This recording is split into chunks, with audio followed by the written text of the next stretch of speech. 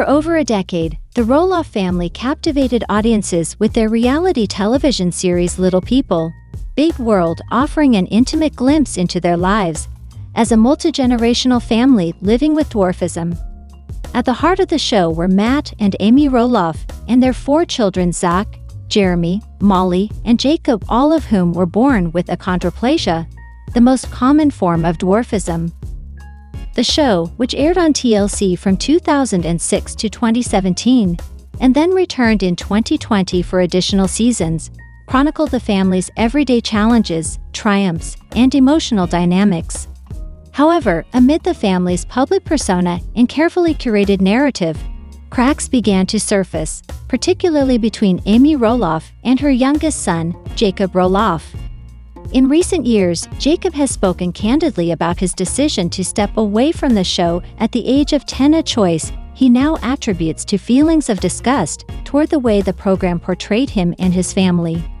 His reflections offer a rare and deeply personal insight into the psychological toll that long-term participation in reality television can have on children, especially those growing up under intense public scrutiny.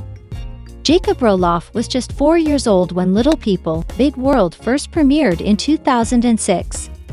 What started as a documentary-style exploration of life with dwarfism quickly evolved into a full-fledged reality series, blending educational content with dramatic storytelling. For many viewers, the Roloffs became household names, admired for their resilience, humor, and openness about their condition. But behind the scenes, the demands of reality television grew increasingly complex. As the show progressed through its initial run, the Roloffs' personal lives became more entangled with the production schedule, media attention, and public expectations. While the parents maintained control over many aspects of the show, the children had little say in how they were presented or what moments were captured on camera. By the time Jacob turned 10, he had already spent half his life in front of the cameras. In interviews and social media posts in recent years, he has described feeling disrespected and exploited during his early years on the show. He recalled instances where private family matters were broadcast without consent, and where he felt reduced to a caricature rather than being treated as a fully realized individual. According to Jacob, the moment he decided to walk away from the show came after a particularly uncomfortable filming session. While the specifics remain vague, he has hinted that certain scenes depicted him in a way that made him feel ashamed or embarrassed.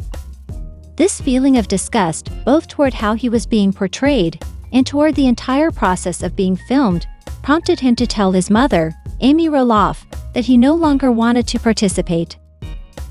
This decision marked a significant turning point not only for Jacob, but also for the Roloff family dynamic. Amy, who had been one of the central figures on the show, and had often acted as the de facto matriarch of the Roloff brand, was reportedly upset by Jacob's choice. She had grown accustomed to having all 4 children featured prominently on the series, and Jacob's departure disrupted the carefully constructed image the family had cultivated. In hindsight, Jacob believes that his young mind was not equipped to fully understand the implications of leaving the show. He was aware of the financial benefits the Roloffs received from the program, including royalties, sponsorships, and book deals. But for him, the emotional cost outweighed any potential gain. "I didn't want to be a product," he later explained in a podcast interview. "I wanted to be a kid." Jacob's exit from Little People, Big World did not go unnoticed by fans or the production team. Without one of the youngest and most recognizable members of the Roloff family, the show underwent noticeable changes. The producers adjusted storylines, focused more heavily on the older siblings, and eventually phased out certain elements of the show that centered around childhood experiences. More significantly, Jacob's decision seemed to plant a seed of doubt in his siblings about their own roles on the series. Over the years, Zach, Jeremy, and Molly each expressed varying degrees of discomfort with their continued involvement. Some chose to distance themselves from the show altogether, while others remained involved in a limited capacity.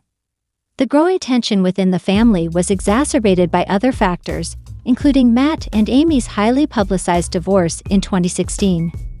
That event, which played out both in real life and on camera, further strained relationships and highlighted the blurred lines between the Roloff's private and public personas. As Jacob entered adolescence, he found himself grappling with issues of identity, self-worth, and autonomy. Like many teenagers, he was trying to figure out who he was outside of his family's legacy. But unlike most teens, he had to do so while carrying the weight of a public image that had been shaped by years of televised exposure. He struggled with body image, confidence, and the pressure to live up to the Roloff name. In therapy sessions, he worked through feelings of resentment not only toward the show itself, but also toward the adults who had allowed him to be filmed without giving him the tools to process what was happening. "I wasn't given a choice," Jacob said in a 2023 interview. And when you don't have a choice, you start to feel like your life isn't really yours. It belongs to everyone else, the audience, the network, even your own parents sometimes. His words struck a chord with many former child stars and reality TV participants who had experienced similar struggles. They echoed broader concerns about the ethics of involving minors in reality programming, particularly when it comes to long-term contracts, lack of informed consent, and the psychological impact of being constantly observed. Now in his early 20s, Jacob has taken steps to reclaim his narrative. He has pursued interests outside of the entertainment industry, including music and entrepreneurship, and has become an advocate for children's rights in the context of media exposure. He has also worked to rebuild his relationship with his mother, though he acknowledges that trust was damaged by their differing perspectives on the show.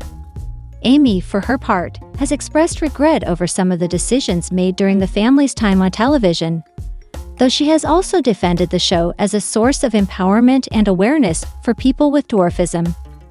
Jacob appreciates his mother's efforts to reconcile but remains firm in his belief that children should have more control over their participation in such projects.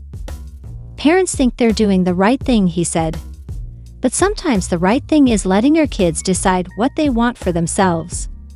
The Roloff family's journey serves as a cautionary tale about the complexities of reality television, especially when it involves minors. While the show brought visibility to important issues surrounding disability, it also raised ethical questions about consent, exploitation, and the long-term effects of being in the public eye. Reality TV producers often tout the genre as a way to celebrate diversity and showcase authentic human experiences. However, the line between authenticity and manipulation can easily blur when real-life drama is edited for entertainment value. Children who are still developing emotionally and cognitively are particularly vulnerable to the pressures and consequences of this kind of exposure. Experts in child psychology and media studies have called for stricter regulations regarding the involvement of minors in reality programming. These include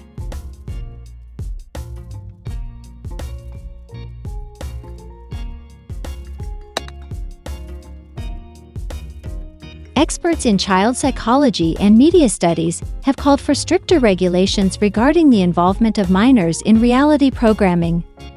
These include mandatory counseling services, age-appropriate explanations of what participation entails, and periodic reviews to ensure that children still wish to continue. Jacob's experience underscores the importance of these safeguards. By the time he reached his teenage years, he had already endured years of judgment, criticism, and unwanted attention based on moments that had been captured without his input. The damage done during that time cannot be undone, but his voice adds to a growing chorus of individuals advocating for change. Today, Jacob Roloff lives a relatively private life compared to his upbringing. He continues to speak out about his experiences, not to seek revenge or assign blame, but to raise awareness and prevent others from facing the same struggles. He hopes that future generations of child participants will have better protections in place, and that families considering reality TV will approach it with more caution and consideration. As for Little People, Big World, the show eventually concluded its run, leaving behind a complicated legacy. It opened doors for conversations about dwarfism and challenged societal perceptions of disability. Yet it also exposed the darker side of reality television, how it can commodify personal experiences, strain familial bonds, and leave lasting emotional scars. Ultimately, Jacob's story reminds us that behind every reality show is a real person with real emotions. And while audiences may tune in for entertainment, the consequences of that entertainment extend far beyond the screen. Isabel Rock, though not a reality TV personality herself, became a prominent figure in Jacob's life as their relationship developed. Prior to meeting Jacob, Isabel had established her own identity outside of the entertainment industry. A graduate of Loyola Marymount University with a degree in biochemistry, she pursued a career in healthcare before shifting toward digital content creation. Her social media presence allowed her to connect with a wide audience, sharing insights into various aspects of her life, while maintaining a level of privacy that contrasted with Jacob's upbringing in the public eye. Despite their differing backgrounds, Jacob and Isabel found common ground in their shared experiences of navigating life with dwarfism. Their connection quickly strengthened, leading to a high-profile engagement that captured widespread attention. Jacob and Isabel first crossed paths at a conference organized by Little People of America, a national organization dedicated to supporting individuals with dwarfism and their families. The event brought together people from across the country who shared similar experiences, offering a space for networking, advocacy, and community building. For Jacob, who had grown up attending LPA events with his family, it was a familiar setting. But this particular gathering proved to be especially significant. Isabel, who had been actively involved in the LPA community for years, was also in attendance, drawn by the opportunity to connect with others who understood the unique challenges and triumphs associated with dwarfism. Their initial interaction was casual, sparked by mutual acquaintances who introduced them. What began as a friendly conversation soon evolved into a deeper connection as they discovered shared interests and perspectives on life. Unlike many of Jacob's past relationships, which were often influenced by his celebrity status or proximity to the Roloff family brand, his bond with Isabel formed organically within a space where their identities as little people took center stage. This sense of kinship played a crucial role in drawing them closer together, allowing them to build a foundation rooted in understanding rather than external circumstances. As they continued to interact throughout the conference, their chemistry became increasingly evident, marking the beginning of what would become a significant chapter in both of their lives. As Jacob and Isabel's relationship blossomed, they leaned heavily on their shared experiences as little people to strengthen their bond. Having both navigated the complexities of dwarfism throughout their lives, they found comfort in understanding each other's struggles without needing to explain them. From childhood challenges such as being stared at in public or dealing with inaccessible environments, to broader societal misconceptions about their capabilities,